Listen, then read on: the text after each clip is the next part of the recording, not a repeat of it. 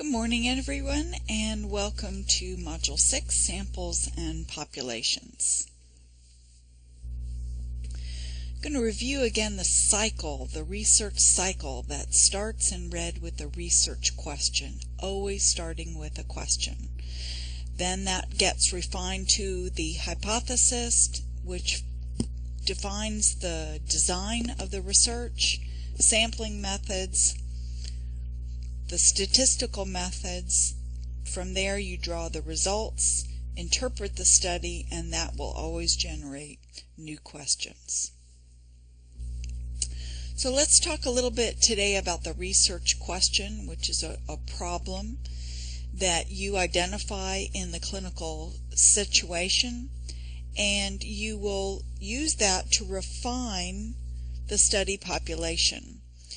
It is impossible to study the entire population of postpartum women or patients with hypertension, so you need to narrow that down to a population that is studyable.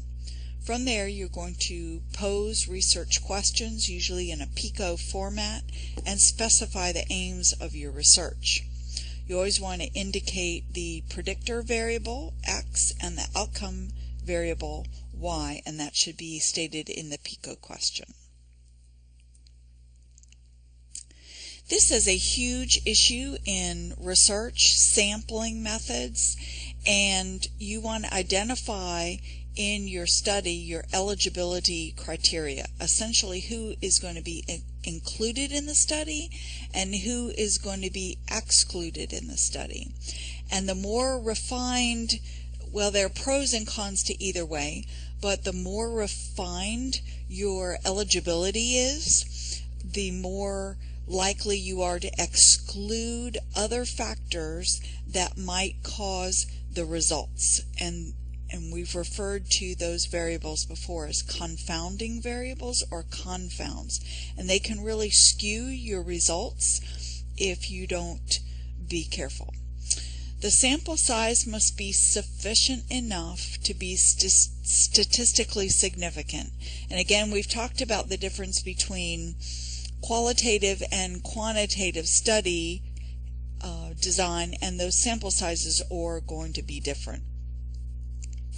The recruitment plan must be clearly defined, and again, how you choose the subjects may introduce unwittingly a lot of bias that make your results spurious or false.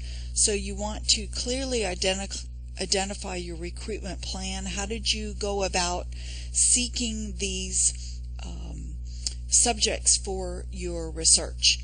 Again, in previous classes I've talked about posing the research question of what's the favorite ice cream of Polk State College students. So if you stand outside the library and query people who walk inside the library, that's a really biased recruitment plan, because the people who go to the library may be a very different demographic than the people who don't. So already you've skewed your results and really haven't gotten a representative sample of Polk State College students. So again, this is a very important item to critically appraise in the research that you're reading, is how did they go about recruiting the sample for this study, and was this sample biased right from the get-go? Elements to consider in terms of the design and validity really impact your statistical power, and we've referred to that a little bit in the slide before, but you want to have your study design set up so that there are no confounding variables and the fidelity or the truth of the intervention comes forward. Is this intervention, aside any other reasons that it might be true or false? So you want to isolate the intervention itself and exclude any other variable that could have impinged or biased or influenced in any way your intervention, so that you come to know the truth as much as it can be known. Again, going back to selection bias, you want to minimize or avoid that as much as possible, because that will affect the validity of your research. Do know the difference between internal and external validity. Internal validity has to do with the research project itself, and is it truthful and reliable? And external validity has to do with how applicable it is to the population at large. So for instance, if you study the favorite ice cream flavor of Polk State College student, that would not probably be applicable to every other community college in the state of Florida, the other 27, because the demographics of Polk State College may be very different from the demographics of Hillsborough Community College or South Florida State College. So that would be a threat to the external validity. It would be low because you couldn't safely apply your study results to any other college other than Polk State.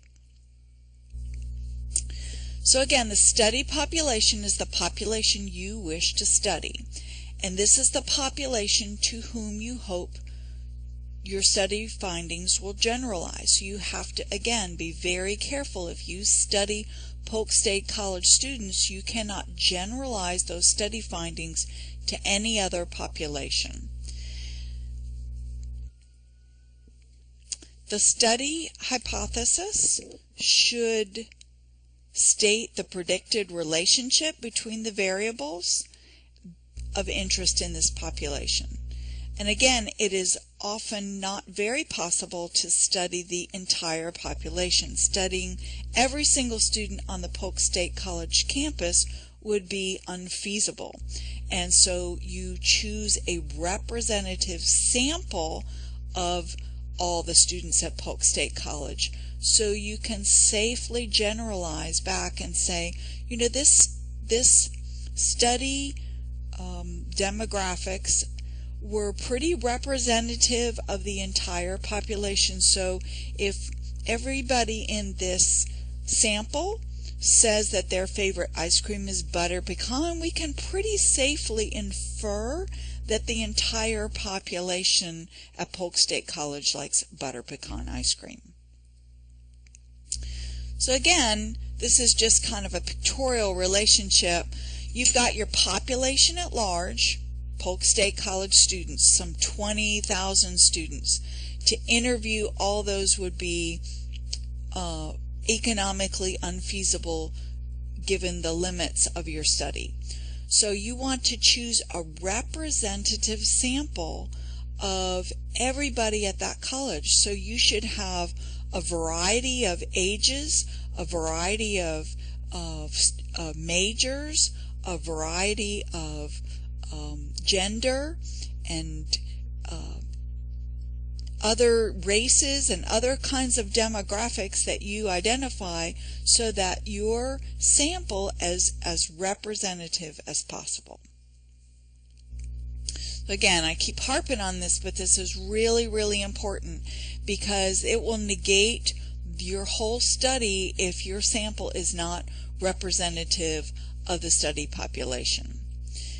When you set up a study, you want to very clearly exclude or include your criteria. So maybe if you were studying Polk State College, you want to exclude faculty or exclude staff, because your study is only interested in the students of Polk State College. Whereas you might want to include everybody, staff, faculty, students, the whole 9 yards. So that is up to the researcher to establish the inclusion and exclusion eligibility criteria. Again, determining a sample size that's appropriate for your research design and the research hypothesis is important. So in terms of recruitment, you definitely want to recruit a representative sample. So if you don't remember anything else out of this lecture, I hope you remember that. You want to specify your methods to ensure that the study sample is of sufficient size and representativeness. And the characteristics of your recruited sample will determine to whom your results will generalize. Again, that's external validity. So if your characteristics of your recruited sample are male students at Polk State College, you cannot generalize these study findings to the female students at Polk State College. So again, you need to just be very clear about whom you're studying and who you're going to generalize these results to. It is critical to have a recruitment strategy before you even start gathering data. That must be right from the get-go part of the study design and methods before you gather your first piece of data. Specify the methods to recruit the study sample in the research plan or protocol. This has to be clearly articulated from the get-go. So your plan has to be in place. You can't start gathering your data and say, oh, this isn't working for me, I need to go back and revise my methods. That is not considered good research practice. Again, the methods should include procedures that avoid selection bias. So going back to the ice cream sample, if I promised students in my class extra credit points if they participated in the study, then that would be introducing some selection bias, because maybe somebody who really didn't want to participate before would have felt like, oh wow, I really want to do that because of X. And so you really need to minimize selection bias. You also want to include procedures that collect the target sample size. It's important to determine whether your sample is a probability sample or a non-probability sample. And most nursing research is non-probability or convenience. Like, okay, here are these patients at this clinic, I'm going to get the first 30 patients who agree to be in my study. That's a convenience sample. True random sampling is much more labor intensive and is usually assigned to larger, more robust studies that have deeper pockets financially to fund all of that research.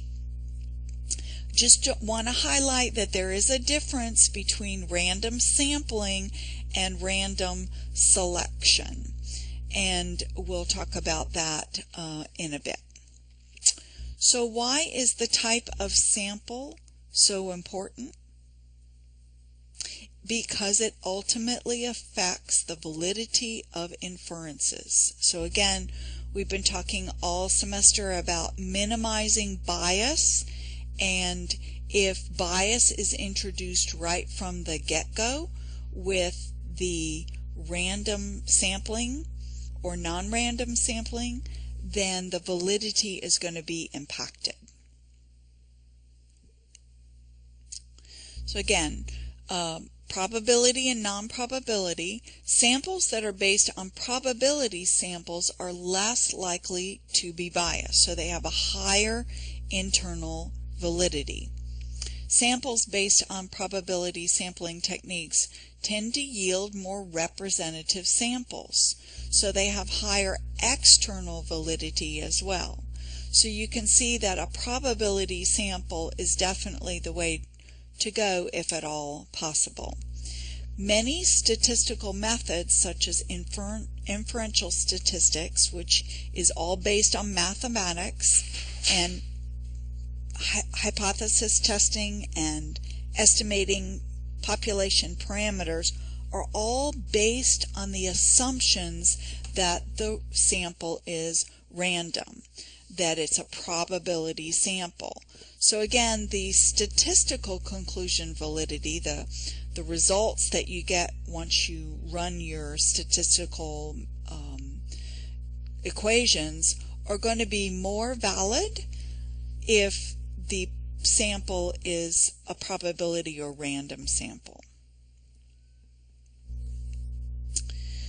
Again, sampling bias refers to the systematic overrepresentation or underrepresentation of some segment of the population. So again, going back to if I stand outside the library and query do you want to be in my study about ice cream sample, then I'm going to systematically underrepresent some population that never goes to the library. Maybe the whole online community never goes to the library but uses it remotely. And I'm going to systematically overrepresent the students who go. So this is a very important feature to remember. So what happens if your demographic and clinical characteristics of your study sample are different from the population of interest? That is, the recruited sample is not representative of the population defined. Well, then you can only generalize your results to that segment of the population that's represented by the sample. So if I do stand outside the library and I query students that walk inside, then I have to report that as a limitation of my study, that any inferences drawn from that study are limited to the students who attend the library at Polk State College. And again, maybe there's a difference between the students who go to the library at Winter Haven and the students who go to the library in Lakeland. So if I only stood outside the Lakeland library, I could not apply those inferences to the population that uses the library at Winter Haven because they might be an entirely different demographic. So if you do use a convenience sample, then you need to recognize that there may be some limitations to your study sample, and that portion of the discussion definitely needs to be included in the conclusion section of any published report. Probability sampling refers to random selection of elements, and that random selection could include participants, clinics, hospitals, whatever it is, it needs to be random. It can specify that the probability of an element will be included, and it also needs to address greater confidence that can be placed in the representativeness of a probability sample. So again, you have greater confidence that this sample is representative if that's specified. Stratification can sometimes be used to enhance representativeness and sharpen precision. So again, if we were going back to looking at, say, the favorite ice cream sample of Polk State College nursing students, we know right from the get-go that there are more women than men. And so we may want to stratify that random sampling. Getting 50% of a study or getting a sample with 50% women and 50% men does not reflect the characteristics of the population. So if the population is 3 women to every 1 man, then your sample needs to be 3 women to every one man to really represent the population. And that's called stratified random sampling, because within your subpopulation you could still get a random sample of women and a random sample of men, but there are segments that are treated differently. So some elements, let's talk a little bit more about non-probability sampling and elements that are selected by non-random methods. Again, you cannot specify that the probability of an element in a population will be included if you use a non-random technique. So if we use a non-random technique, we could end up with all females in our Polk State College nursing sample, and that really wouldn't be representative of the population. Every element does not need to have a chance for inclusion, but there is greater bias and risk for unrepresentativeness if it is done so. So again, convenience samples are the weakest form of sampling, and I hope you figured that out through all of our discussion, is that the random sampling is much more preferable. And basically you use people who are accessible or convenient as study elements. I might walk into a class of nursing students and say, hey, I'm going to query you guys. You all want to be in my study. And this could be an ADN Nursing 2 class, maybe, which might be very different demographics from the Nursing 3, 4, or 1 class. So if you were really looking at some kind of study related to the ADN student at Polk State College, you would really need to get a unbiased random sample of everyone in the program and stratify it towards male and female and really make it representative and not accessible or convenient. So again, the biggest danger is the validity of the results and the non-normal distribution that you might get based on this biased sample. But because of funding, resources, limited funding, limited study design team, convenient samples are the most commonly recruited samples in nursing. And again, there are limitations to that, but the author of the study should address those limitations in the study conclusion. The recruitment of a convenient sample does not necessarily invalidate the results, but it just limits it and makes it a little bit more bias and weaker evidence. So let's talk a little bit about efficacy studies in interventional research. Efficacy studies look at the ability to produce a desired result. And you'll typically see these with like clinical trials for drugs like cardiac drugs or chemotherapeutic agents or something like that. So originally, when they're first rolling out this new product and they want to see in the intervention how useful it could be, the early clinical trials start with homogeneous samples that have a very long laundry list of inclusion and exclusion criteria. They may look at very specific demographics, very specific comorbidities, age, all kinds of variables that they want to tightly control for that may skew the results. They have small sample size and a high degree of quality control in terms of study procedures.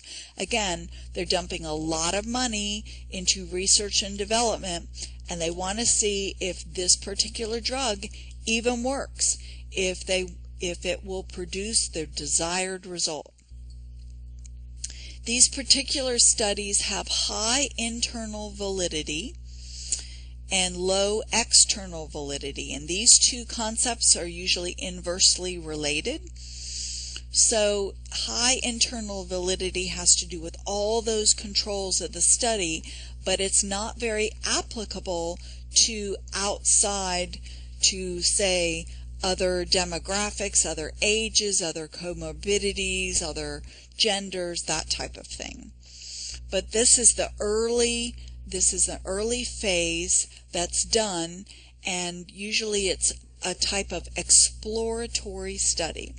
And the reason they do that is that they don't want to dump a lot of resources in terms of time, effort, and money into something that that may not work. So they have reduced cost factors, they reduce the error variance, and minimize the measurement area. It's a very tightly controlled study. Once they've determined, hey, it looks like this drug is going to work, let's broaden the scope here. So then they look at effectiveness study and how effective it will be to the population at large. So then these are later clinical trials, and they recruit very heterogeneous samples. There are very little inclusion and exclusion criteria. These large samples are less tightly controlled in terms of study procedures, but again, it has, going back to that inverse relationship, a higher external validity but less internal validity. So the internal validity was established in earlier studies, and now they're kind of taking it out to the world and saying, okay, we know this little drug will work with this particular tightly controlled population, but hey, we want to sell it to everybody who has this disease, so let's look at everybody and see how effective it is with different ages, different races, different genders, different comorbidities, and these are usually large multi-site trials later in the research cycle. And again, what they're doing is confirming by the multi-site study, doing confirmation studies that mimic the real world in terms of measurement error and inherent variability. No one in the world is exactly alike. So if you get a sample of the world, you're going to have inherent variability. Some people are tall, some people are short, some people have this comorbidity or that comorbidity, but say all these people have ovarian cancer in common. So they want to see how effective this new drug is with patients who have ovarian cancer. Inferential statistics, or different from descriptive statistics, are used to estimate or make inferences about the population parameters based on the random sampling. So again, it's impossible to study a particular drug's effectiveness on every patient who has ovarian cancer. So they try to get a representative sample, multi-site, large clinical trial of everybody that they can reasonably find randomly to meet this criteria to see if this drug is effective or not, and then the findings will be generated or referred back to the population at large to say, okay, is this drug going to work with everybody? Should it be released or not? Conclusions about a population are based on the characteristics of the sample. So the sample should be random, representative of the population, and be sufficiently large enough to capture all the variability of everybody who has this particular disease. Sample size is not a trivial point. It is a very significant point. So the goal is to recruit a representative sample to achieve 80% or greater power, statistical power, to detect true differences. And many studies are underpowered, and that's why the larger multi-site clinical trials are considered to have greater statistical power and are higher in the research hierarchy. So again, with statistical power, you're looking at the probability of finding a difference to be statistically significant when one truly exists. So just in summary, the recruitment and eligibility criteria and recruitment methods determine who will be in the study. And the study characteristics determine who the study can be generalized to. So again, if we just study male nursing students at Polk State College, we cannot generalize those findings to female students at Polk State College. And it's important to have a representative sample of the study population so inferences can be generalized, and that has to do with external validity. If you don't have a representative sample, then that again needs to be addressed in the study limitations. Small sample sizes, non-random samples, bias samples, eligibility criteria, all of these factors represent or affect the representativeness of the sample. High internal validity is associated with stringent eligibility criteria. Who we going to strictly include and who we are going to strictly exclude. This can limit the external validity. Just understand that. But an unrepresentative sample can reduce the validity of statistical conclusions all over the map.